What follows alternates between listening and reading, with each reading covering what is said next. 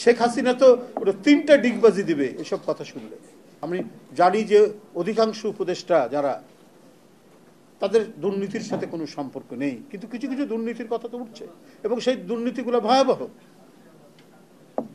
ছাত্রদের আন্দোলনের প্রতি আমাদের গভীর শ্রদ্ধা রয়েছে, কিন্তু ছাত্ররা ভালো করতেন যে আজকে রাষ্ট্র, সমাজ, রাজনীতি, ব্যুরোক্রেসি যে দুর্নীতিগুলো আছে তার বিরুদ্ধে ক্যাম্পাসে ক্যাম্পাসে সোচ্চার থাকা। কারণ অনেক অনাচার ঘটে গেছে এই রাষ্ট্রের মধ্যে, সেটাকে ঠিক করার জন্য তাদের কণ্ঠের শক্তিটাকে আরো তীব্র করা দরকার ছিল। এবং তারা যখন ক্ষমতার অংশীভাগ করছেন, ক্ষমতার অংশ নিচ্ছেন, তখন তো তাদের আরো সতর্ক থাকার কথা ছিল। কেন তাদের এপিএস এর নামে শত কোটি টাকা দুর্নীতির অভিযোগ আসবে?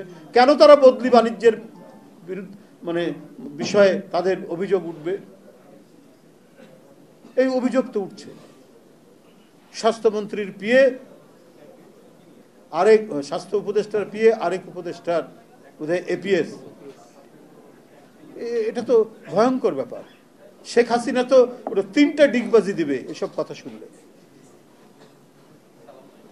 যে আমাদেরকে বলো দেখো কি অবস্থা। কেন ছাত্র নেতারা বিভিন্ন মিনিস্ট্রিতে গিয়ে তারা মনে হচ্ছে যে মিনিস্ট্রির যেমন পার্লামেন্টারি কমিটি থাকে তেমনি ছাত্রদের একটা কমিটি থাকছে। এটা তো ছাত্রদের ভাবমূর্তি নষ্ট হচ্ছে। কেন তারা এই কাজটি করবে? রেলওয়েকে দেখার জন্য সেখানে আবার বৈষম্য বিরোধীদের একটা কমিটি করে দেওয়া হয়েছে।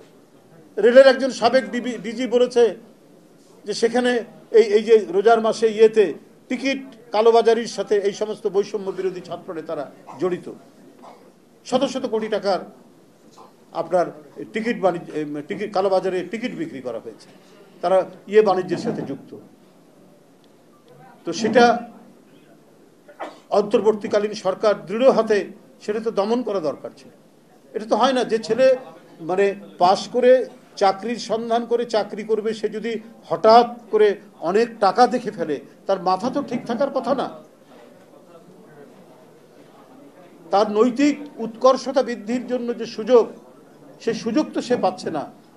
কারণ সমাজের মধ্যে এমনই দুষ্কৃতিকারী মানুষ আছে, এই ছেলেদেরকে নষ্ট করার জন্য তারা নানাভাবে গিয়ে তাদেরকে টাকার উৎকোচের লোভ দেখিয়ে তাদের যে স্পিরিট, তাদের যে আপনার স্বচ্ছ যে চেতনা, এটা বিকৃত করতে পারে। তার কিছু কিছু আলামত তো ফুটে উঠছে। কেন রেলওয়ের মতো একটি ডিপার্টমেন্টে বৈষম্য বিরোধী ছাত্ররা তারা সেখানে ওয়াচডগের ভূমিকা পালন করবে? তাদের হচ্ছে ক্যাম্পাস। তারা যখন মোটা দাগে কোথাও একটা বড় দুর্নীতির কথা শুনে, সেটা আমলাতন্ত্রে, রাজনীতিতে, যেখানেই হোক, সেখান থেকে তারা সোচ্চার হবে।